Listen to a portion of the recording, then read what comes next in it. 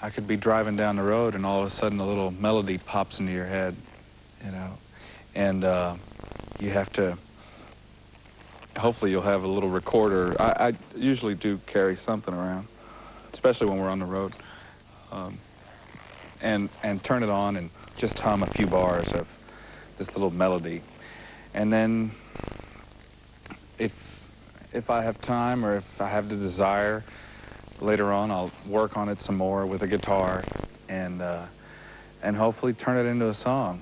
Sometimes though, I have had little moments, little spurts where I'll write a song like that in 10 minutes, but it's not that easy for me. So I'm really jealous and envious of the guys and ladies that can write songs at the drop of a hat. It's kind of a laborious effort for me, you know. It really drains me sometimes, and in turn I don't feel like I've written really great songs. I mean, I think they're okay. Most of them are pretty good, but I don't feel like I've written really great songs, you know, to sing these songs. So in a way, I do kind of have to write. It is a little bit out of necessity, because, you know, nobody, and I have to be careful here, I'll get in trouble, but, you know, in essence, nobody else wants to play this crap. So we got to, and nobody really writes songs for me to sing. You know, it's not like we got a room full of writers catering to our needs and to what the Mavericks want to do and to what I want to sing. So out of self-preservation, you know, I kind of take it on myself to do it. You know?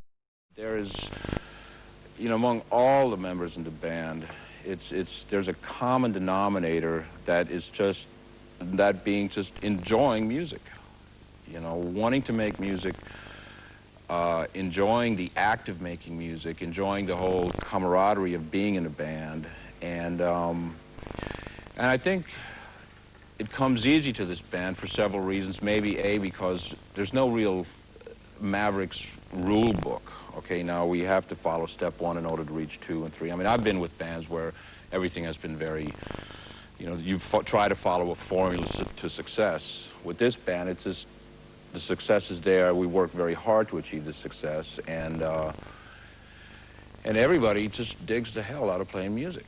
From the beginning, we've gone after this vibe and this mood of integrating yesteryear, yesterday with today. And our vibe pertains to a yearning for that time when you know, when kids could still go out on Halloween and not be afraid to get mugged or killed or, you know, turn up in some dumpster by some psycho or whatever, you know. And I guess it's part of that yearning for that time that we bring in, you know, through our own music and through our own little world, you know, and we kind of live in it, you know. I think the thrill that comes into, or the fun that comes in, I think, for the band into doing music videos is the concepts that somebody comes up with. Like, Oh, What a Thrill was, the whole stage idea was kind of Raoul's. He was thinking an old shindig, so coming up with that, seeing it come to its fruition, and then in some instances of the videos we've made, hey, fruition. I like it. I went to college. And you guys got a degree? Guess not. Anyway. Fruition. I liked it. I really liked it. Fruition. Yeah, fruition. I liked it. Fruition. Okay, I'm going to use it as much as I can. So seeing the idea come to its fruition and the fruition of other ideals that are the fruition of... That's so fruity. Basically, our main concern is make sure that our bald spots don't come out. Yeah, there you go. That's the main concern in our video.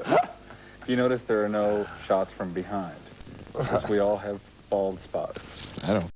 Better at it, too. Our last video was the most fun one. I think we all agree. Yeah. It was the most fun. We went to Santa Fe.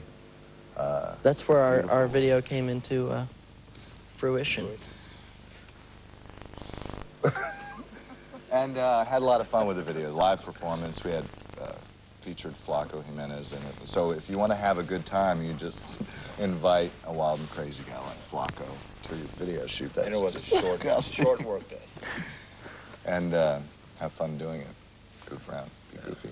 Flaco brings his own party everywhere he goes. He's got family everywhere, you know. We were at the site an hour, and then he showed up with about 14 cousins and a couple of aunts and uncles. It was great. The responsibility for us, the first thing is to entertain.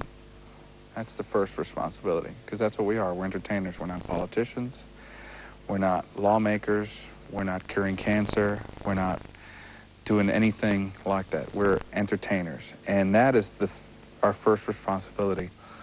And if we can perhaps educate some folks, you know, in a subtle way, then so be it. And we've really done a good job.